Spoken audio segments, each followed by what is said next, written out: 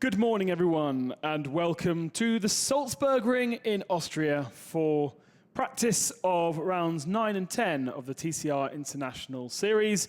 So far, a beautiful day in Austria and plenty of competitors, including some familiar faces back in the championship as we see Michaela Cerruti making her way to the Alfa Romeos of Mulsanne Racing. Wonderful to have Mickey back. Wonderful to have the Alfa Romeos back. She's got her serious face on there. Here is the circuit, just over 4 kilometers in length. We'll be doing 15 laps in the race. And as you can see, a very fast layout indeed. An old school circuit, very little in terms of runoff, and incredibly quick. And thankfully, so far, the rain that's been forecast for this area has stayed away. In fact, beautiful day, 19 degrees. A bit cold on track at the moment, but so far, it is completely dry. Let's catch up with the action from the pit lane. We're talking to the Alfa Romeos of Mulsanne Racing. Claudio Bortoletto, welcome back to TCR International. What have you done to the cars? We've done a lot of small things, front bumper, setup, many small things. After free practice 1, how happy are you with the changes?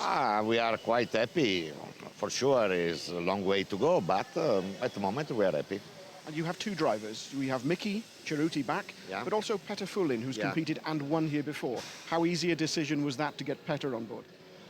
Because we need 2 cars. For the only thing is we need 2 cars. It's a good driver like Michaela, and we will see what's happened. Okay, good luck this weekend. Thank you very much. Thank you. Indeed, wonderful to have both Mickey Cerruti and Peter Fullin in the Alfa Romeos this weekend. Peter, well known in the European Touring Car Cup, where he's actually been a champion a couple of times, both in rear-wheel drive spec and in front-wheel drive spec. And there is a very different front nose to the Alfa Romeo. very different in terms of cooling. In fact, less cooling than the original car, but it's all about the ducting, allowing less drag around the front end, allowing it to cut through the air. They've done work on the inside of the engine as well, with a new turbo and new intercooler. And now it punches a much cleaner hole through the air, and therefore is able to travel faster. Peter Fullin, by the way, was 10th fastest in Free Practice 1, just over a second slower than Gianni Morbidelli's ultimate time. He actually did get quite a heavy slipstream from Michele Ceruti. She sadly ended her session in the gravel trap at the first chicane, just simply outbraked herself. And they've changed the car in terms of suspension quite a lot. New lower wishbones on the front suspension. That changes the geometry of the steering. And Mickey was saying that it's giving them a lot more positive front end, less understeer. Here is the entry list then. The usual names, not too many changes. A couple of Austrians joining us this weekend in the Honda. We have Projik and we have Jantis in the Volkswagen for the Liqui Moly Team Enxler team in replacement of Jordi Genet, who was in that car last weekend. And then there is the second page with Michele Ceruti in the Alfa Romeo at the bottom. So we do have no Alain Menu, no Jordi Genet this weekend. They are replaced by the two Austrians, respectively. David Kajaya, the Georgian driver, jumping into his Liqui Moly Team Enxler Volkswagen. This very much a home race for Team Enxler. Despite not being in Germany and rather we're in Austria, they are based on the border, and this has always been a great celebration for the Team Enxler team and the Liqui Moly guests that come and enjoy a lovely weekend at the Salzburgring. It's a really wonderful circuit. Here are the drivers' points coming into this weekend then. Pepe Ariola, a little bit of space at the top of the championship ahead of Stefano Camini. He's the only man to have scored points in every single weekend, Pepe. Gianni Morbidelli has retired from the last 3 races, therefore now is 31 points back after leading the championship going into Estoril in round 3. James Nash in 4th spot. Similarly, missed out on points in Imola. He's now got a brand new engine in his Seat. Mato Homolo, the first of those drivers not to have scored a win yet. Best result, P2 last time out. A couple of the drivers that have just picked up a handful of points. And those crazy races that we saw in in Imola last time out. And another new driver for the West Coast Racing team running the Hondas. They have a local driver this weekend. Let's catch up with Greg Peterson. Gregor, after Free Practice 1, Hondas 1, 2 and 3, you must be a happy man this morning. Well, you know, Free Practice 1 is Free Practice 1. It's in qualifying we see the real speed of the cars, and we don't take so much into the first free practice at all. We've talked about the ghost in the car, the problems with the steering. Is that sorted out now? We haven't seen the ghost this morning, and I'm very happy not to see it appear again. So we trust and rely the ghost is gone somewhere in the forest up here at Salzburg. Imola was disappointing for you, very disappointing for Gianni. I remember the frustration that we saw with him. Can you win here in Salzburgring? Yes, we can win, and we will try our best, definitely. Fingers crossed. We'll see you later. Thank you very much. Worth pointing out, this is the first weekend that we've repeated in the 2016 calendar. We did come here last year, and it was the West Coast Racing team that was on pole position with Kevin Gleeson taking his first pole. They had a good run of things going up to that point, but Gleeson took pole and took victory in race 1. So that is good history. There is Gianni Morbidelli. Very, very fast in Imola, and then power steering issues and all sorts of other issues, including being clouted by his teammate, meant he came away from Imola with no points whatsoever. I suppose he got points for qualifying, but only a seldom few. We are very much in the countryside here in Salzburg. The beautiful spring grass that has grown out of a snowy winter. This circuit would be covered in snow in the wintertime. And in fact, there's a river that runs directly through the center of the track, down underneath the paddock. The paddock is built over it. And that sets this valley that the circuit is effectively driving around. It also means great vantage points wherever you look. Michaela Cerruti with her fan club here this weekend. They've been clutching those bottles since about 9 o'clock this morning. I'm sure they're going to have a lot of fun. A lot of the track, a lot of the viewing areas around the track actually aren't even on in the circuit itself, such as the bowl that the track sits in. So fans can come and sit in a locals field, and they're quite happy to catch a few vice bitters and a few rays from the sun and enjoy the touring car action that we have this weekend. Cars going out on circuit. Gianni Morbidelli leading the cars out. Volkswagen just coming through the shop there with Vernet and Camini. They are running just 10 kilos heavier than we had seen them in the last round. How much of a difference is that going to make? I'm not so sure, but it's put a small smile on the face of the SEAT drivers who really felt that they were disadvantaged against Volkswagen. This place all about good grunt, all about top speed, and all about the slipstream. And we'll see in this session teams rehearsing how to slipstream. Matto Homola, the most successful man not to have scored a win in TCR. It's his first season in TCR. He came from the European Touring Car Championship. P2 last time out in Imola. We're looking to go for one better here. B3 Racing know this track from the European touring cars. Dusan Borkovic took his very first victory in 2013 here. And so himself and Matto know the track, unlike some others in the championship. And they're quite happy to work together. Attila Tassi, the third of that team, you can see Miller's shot there. Quite a young driver, not used to slipstreaming, not used to the size of the car, in fact, because he used to race a Suzuki Swift. So even though the Seat Leon's not a huge car, it's bigger than what he's used to.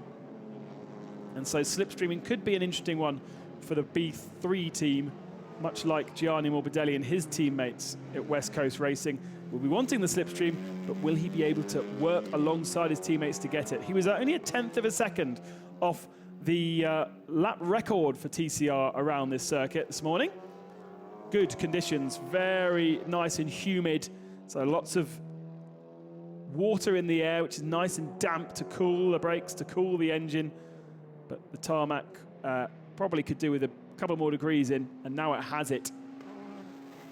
Let's see what Gianni can do. He's out on his own at the moment, so he's not going to have any kind of a slipstream. And you can see, let's take a look then at this circuit, all completely flat out around this part of the lap, sweeping its way up to the Faralaga curve, meaning the paddock curve, and on the inside of this long, long right-hander is the paddock. Absolute punishment on the left front tyre here. Big banking on the turn as well to help you. So not a conventional racing line through there. And then the final part of the lap is this chicane, the left, right, left. It's in third gear, pretty fast. Of course, with just 16 tyres available during the weekend, plenty of tyre management for all the teams to do. So Morbidelli comes across the line with a 30.3, plenty of time to find then. And heads into the first part of the lap. A slight kink in the track at that point in the braking zone into turn one. And then turn 1 and 2 and 3, in fact, are the MCO curve, or the very, very tight chicane, as you can see. And then after that, a short shoot down to the Nockstein curve, which is this right-hander. And again, that is very banked to help the cars through the turn. You can carry more speed than you would normally expect right into the apex, because the nose of the car is digging into the tarmac, and the tarmac's giving back as well because of its banking. Now we can have a look at Peter Fullin in the Alpha, just coming round the end of the lap there. I don't think he's on a particularly fast one. No, he's backed well out of it.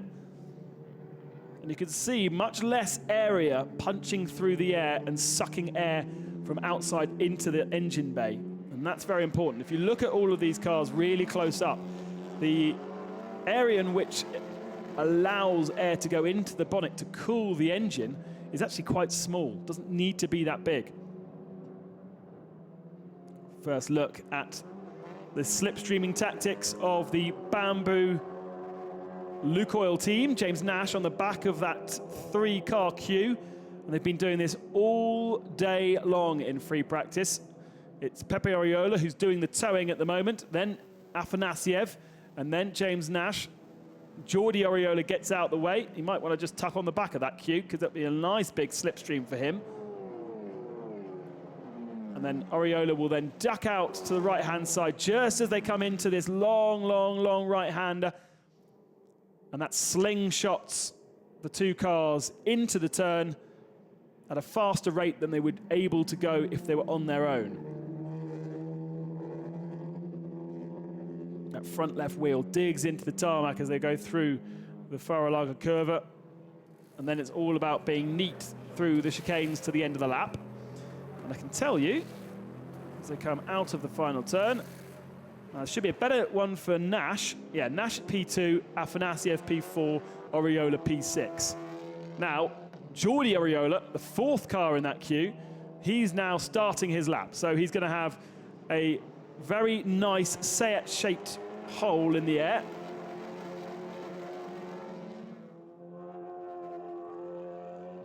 James Nash is still going to get a good slipstream from that.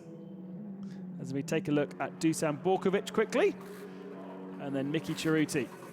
Now they've done a little bit of tidying up on the inside of the wheel arches as well on the Alfa Romeo, so that basically tidies up the air inside the arch, stops it from being confused by air coming from the front of the car through the engine bay and then into the wheel arch, and that can cause drag as well. It's all about minimizing drag, the amount of air displaced by the car. And obviously a touring car is a pretty large beast to punch through the air. The challenge of the engineers is to minimize that. Dusan Borkovic has just gone fastest with a 27.1 on his own without slipstream. We'll expect to see a good time come now from Pepe Oriola, who's on the back of that queue of 3 Lukoil cars. And here is Harold Procek, driving for the West Coast Racing team this weekend. The Austrian driver knows this circuit very, very well.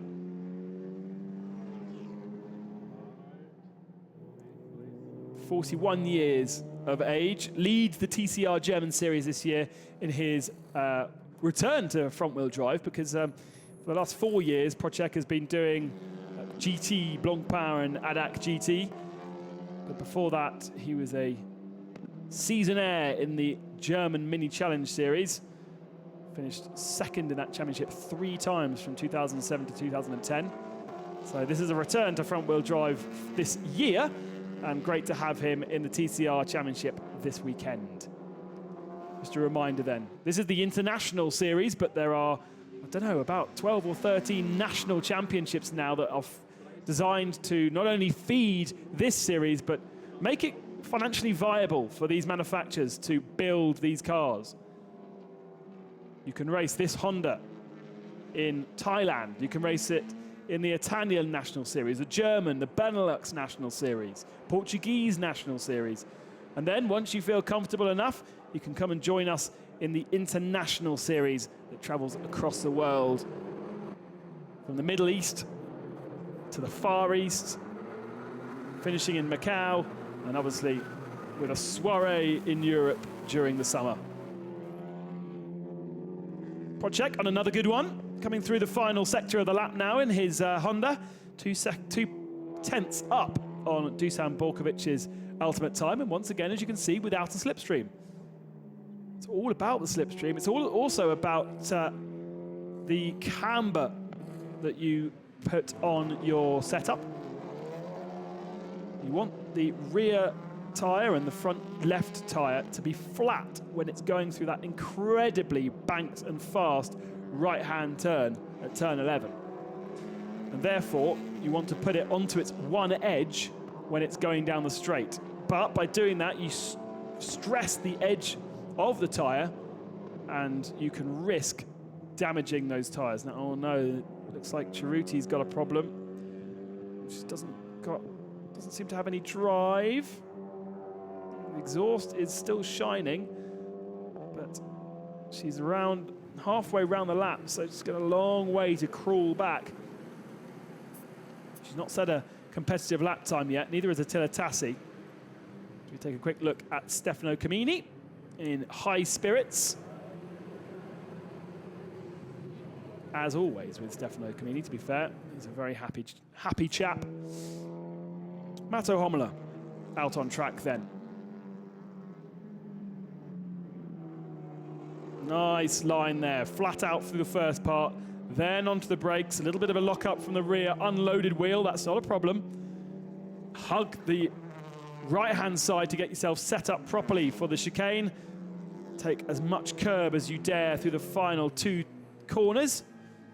B3 team look on, and then head towards the start, finishing straight. What is this going to put Homola? He goes second behind his teammate Borkovic. Now, this is one of the characteristics of the B3 team that we've seen so far this year. They're used to running in the European Touring Car Championship last year with these exact cars, but different tyres. And the tyres are a lot softer in the European Touring Car Cup. And therefore, what they've found is they're maximising these Michelin tyres and getting the best one-lap pace out of them, but they can't make them last for a full race distance. We've seen that with Homola and Estoril. He was on pole position, but could not get the tyre to last for the full 15-lap race distance and faded at the end. Dusan Borkovic was on pole position, I think, in Spa as well.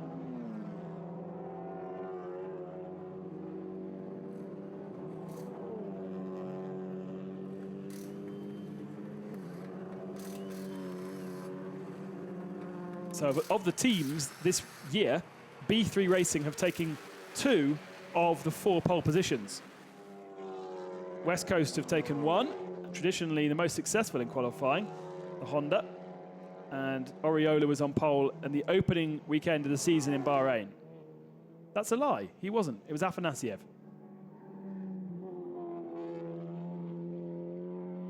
Harold Procek still turning in the laps. He lies third at the moment, as you can see on the tower on the left-hand side of your screen. And then it's Por, which is Pepe Oriola, Jor, which is Jordi Oriola, brothers. And then Afanasiev, Grashov, Nash, Vernet, and in 10th position, Gianni Morbidelli. Nowhere near the pace that he had this morning. We've 17.5 minutes remaining of this Free Practice 2 session. A little bit of a discussion with Mickey last night about the livery of this car. On social media in the middle of the week, Romeo's Ferrari on Twitter took a photo of the car completely bare, just simply its red livery, and it was stunning, really, really stunning. And then when we turn up here, someone's put a load of stickers all over it. Now, Mickey's explained that it's down to the honeycomb structure of that design is to reflect the working ethic of the team over the last month. It's honeycomb, therefore it's bees, and they have been busy bees over the last month. I think I've described that correctly. Not easy. Either way, I think I preferred it all red. But Mickey definitely had a strong argument against that. It was too boring to be just red. Although, she has fixed her wing mirrors now. If we get another shot of the Alfa Romeo, you'll see that their wing mirrors are the Italian flag, but last night they were the Irish flag, slightly different coloured red, giving a very different nationality. Gianni Morbidelli then comes across the line, takes P5, 4.47 off the ultimate time. And Borkovic is just a tenth shy of the lap record. He's just faster than Morbidelli was this morning. And in fact, B3 are 1, 2, 3 at the moment because Attila Tassi's moved up to third spot. So they have found good pace, good one-lap pace. Attila Tassi, just 16 years of age, very little experience in terms of racing.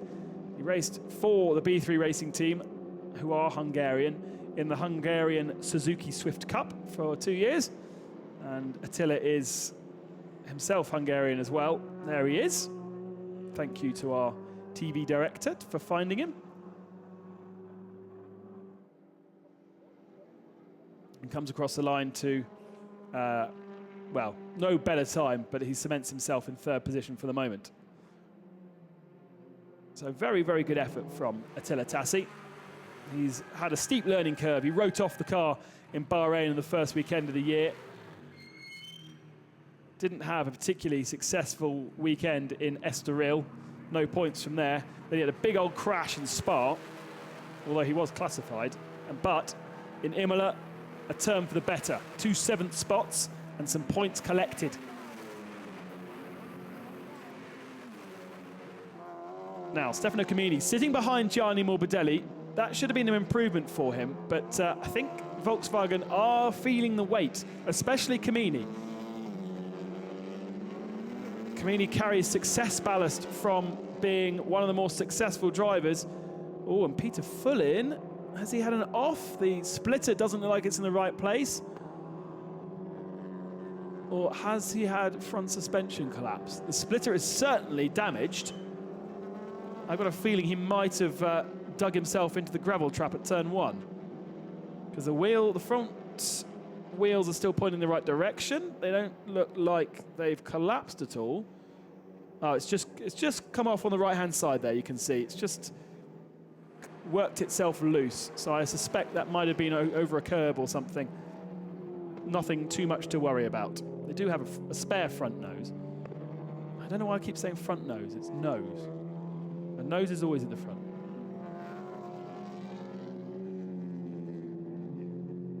I've now completely lost my train of thought as where we were.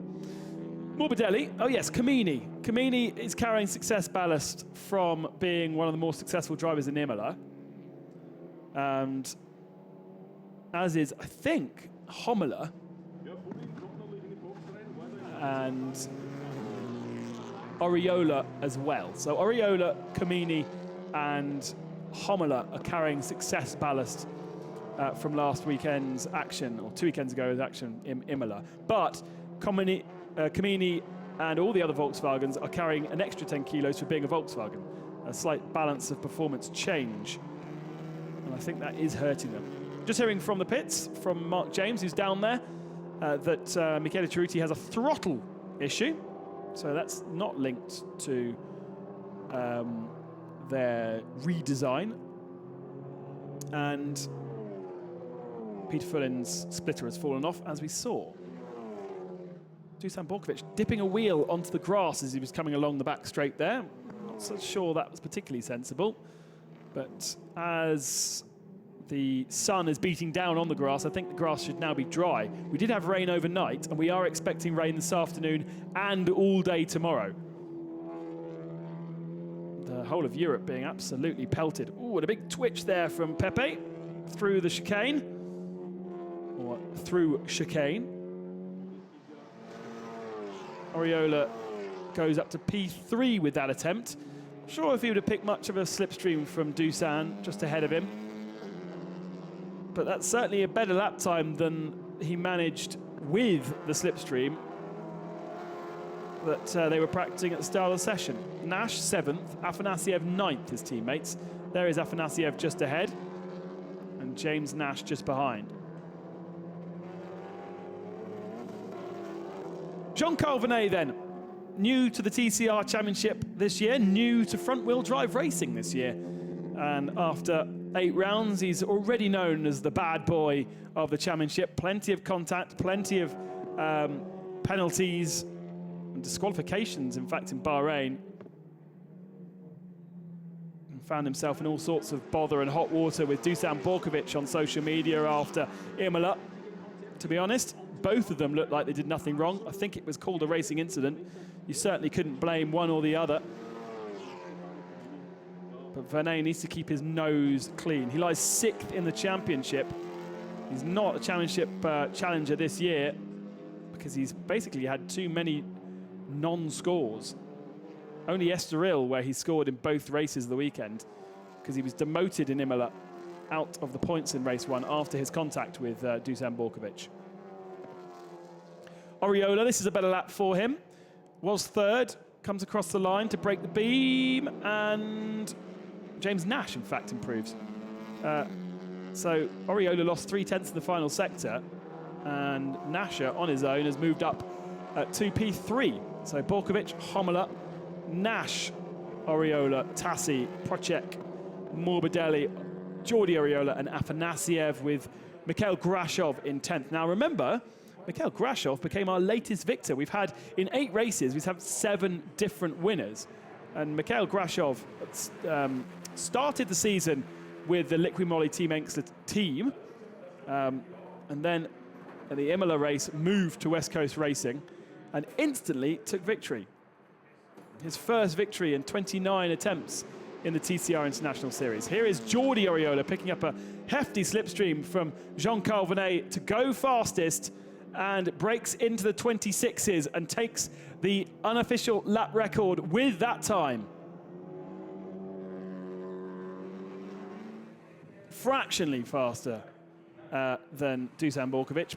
Peter Fullin is back in the garage having a look at that splitter. You can see where it's just pulled out. And he did a good job to bring that car back in one piece without too much damage to the splitter by redesigning the front end of that car. They've actually opened up more availability on the splitter, and that means more downforce for the front nose, for the nose of the car. The more they can have that lip sticking out. It was an interesting one that Honda, or the West Coast guys, also did.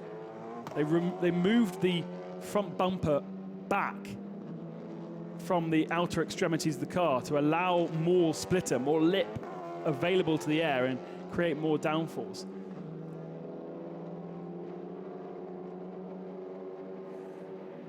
Taking a quick look at Mickey's Alpha. There's John Gentry taking down a load of notes. It's his child, little baby this now. 6 weeks away from the racetrack. And it certainly was performing better, but both Alphas are now sitting at the bottom of the timesheets, with Florian Janitz, the Austrian, who's in at Liqui Moly. He's just improved his time, actually. But Janitz is making his debut in the TCR International Series. He's making his debut in front-wheel drive, last year racing in the ADAC Formula 4 single-seater championship. He's only something like 20 years old. And got to know the Team Enxler team through Franz Enxler's son, who races in that championship, and therefore they do have a team running a couple of cars. And Florian has not been racing this year, and therefore fancied a change of scene. Front-wheel drive it is. Once again, we look at Harold Procek, who's the other Austrian in this weekend. Now, interestingly, Janitz does know this circuit very well. He was part of the Lechner Racing School, and Walter Lechner's team is based 5 kilometers away from here. So they use this place as a training ground. But front-wheel drive is so different to rear-wheel drive. Jean-Carl Vernet comes across the line a second back. He's in 11th spot, but I think it's going to be tricky between the Leopard. For the Leopard guys, we've got Vernet in 11th, Kajaya in 12th, Kamini 13th, and Janitz 14th. And they are a 10th or half a 10th off Grashov, who is in 10th position. So basically, at the bottom of the timing screens, you've got Volkswagen, Volkswagen, Volkswagen, Volkswagen, Alpha, Alpha. And the Hondas and the Seats at the top. Now, this will be a protest, This won't be, oh, Matto just getting that a little bit wrong. Goes deep into the chicane.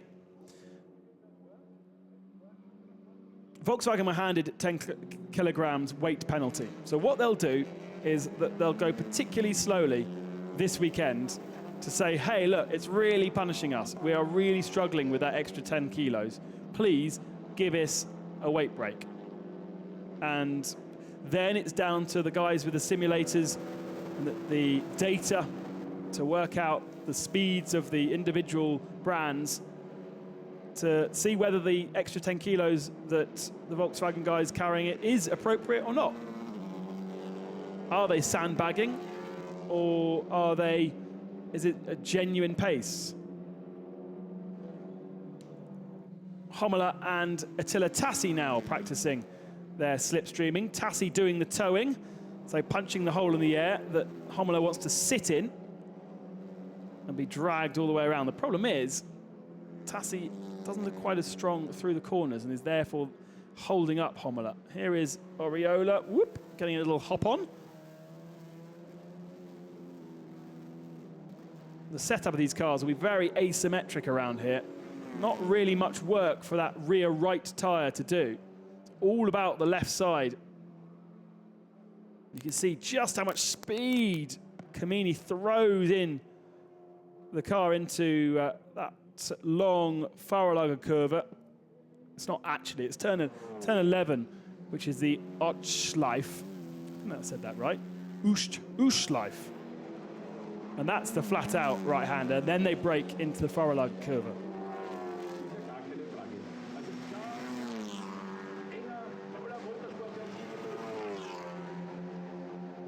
All right, so who's going to go and do a qualifying simulation for the end of this session then? We have a quick look at our latest race winner, Mikhail Grachov.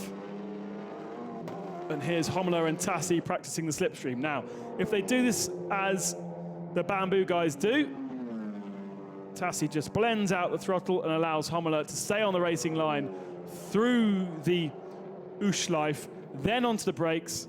Just 2 stabs at the brakes there. A little bit of a comfort stab first, then hug that inside white line because it sets you up better for the chicane at the end of the lap. And is this a better one for Hommler? He's right on the pace. He's at the moment 2.5 tenths slower than Afanasiev, who's gone fastest. And Hommler does improve, goes 5th ahead of Morbidelli. But it's Afanasiev who's now ahead of Jordi Oriola. We didn't see that, but I guess that was done with the toe. Now here's Grachov on his own. I'd be surprised if he can find pace, but clearly this car of Aku Penelin, Aku drove the car to victory in Spa. Grachov goes 5th.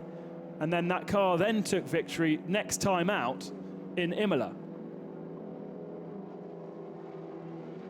So it's a good old car, isn't it?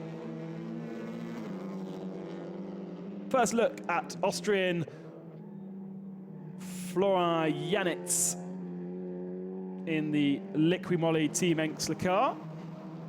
He lies down in 13th spot, but is improving this lap. Look at that. It was half a second off in the first sector. And the first sector is simply getting the car slowed for the chicane and then getting it back up to speed again.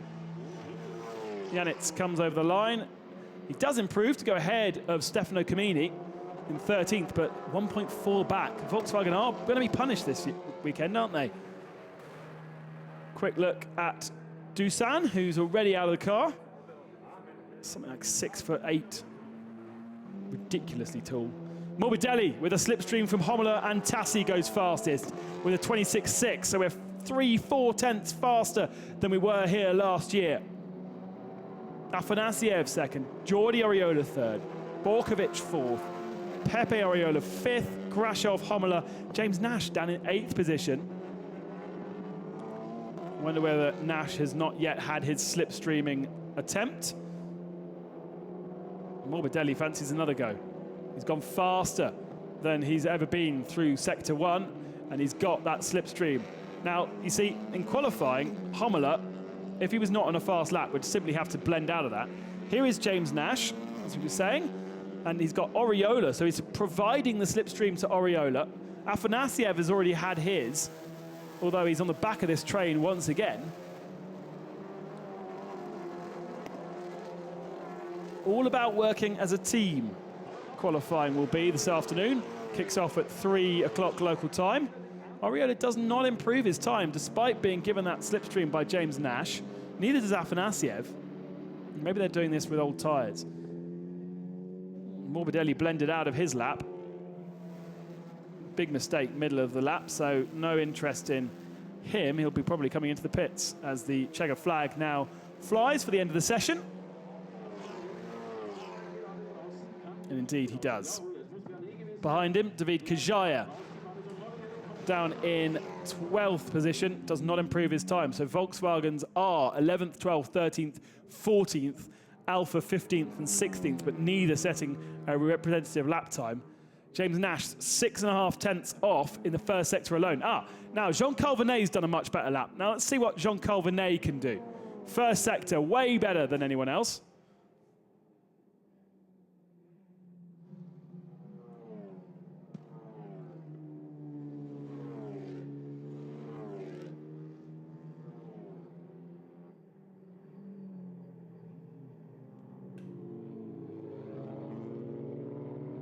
And down the back straight, Vernet has lost 6 tenths of a second. Better, but that's through the Nockstein curve and then halfway up the back straight. It's his best lap so far, but it's 6 tenths down. Now, have Volkswagen turned down the boost a little bit? Maybe they're not running to full speed. JK is going to stay out on circuit. He does not improve his time. A second back. We might not have a Volkswagen in the top 10, you know.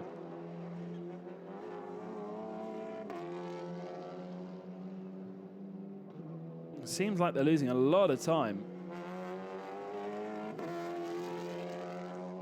Vernet, Kajaya, Janitz, and Kamini, 11th, 12th, 13th, 14th. Everybody else now in the pits. Everybody else has finished the session, and it is Morbidelli fastest by a tenth, ahead of Sergei Afanasiev, who's clearly helped by a slipstream, and then Jordi Oriola in the Honda for Target, and Dusan Borkovic for B3 Racing in 4th spot, although he did not complete many laps. He needed 7 laps, so maybe Borkovic has got a problem as well.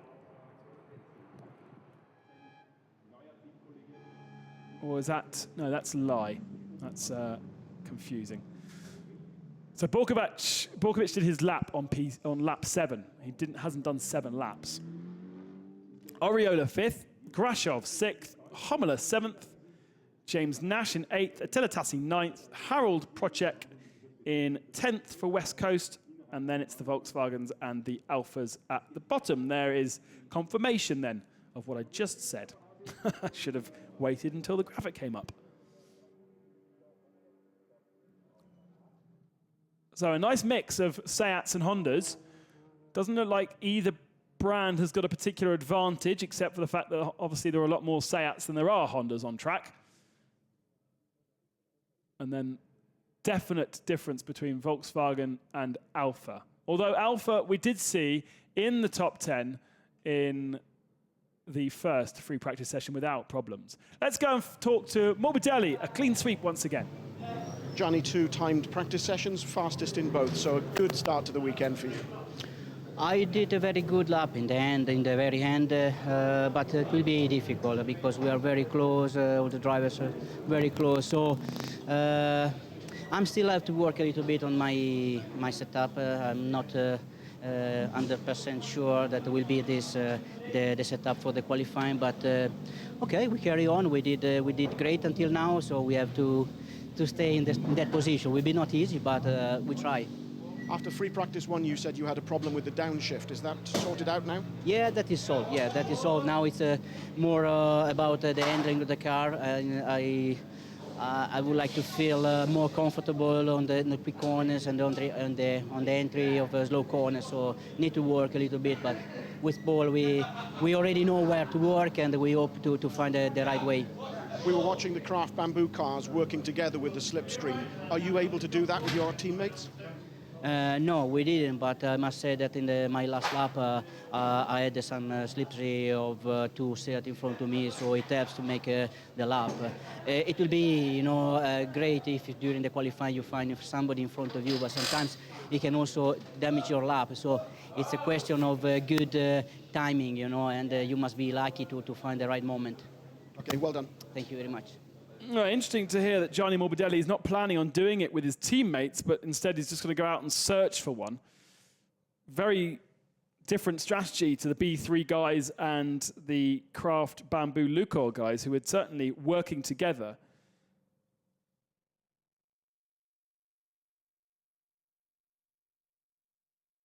A nice quiet day in the countryside in Austria for a couple of racing. Make sure you join us in about 2.5 hours' time for qualifying. It's going to be fascinating. The most bizarre qualifying ever happened here in 2013 in touring car racing. Let's see if it happens again.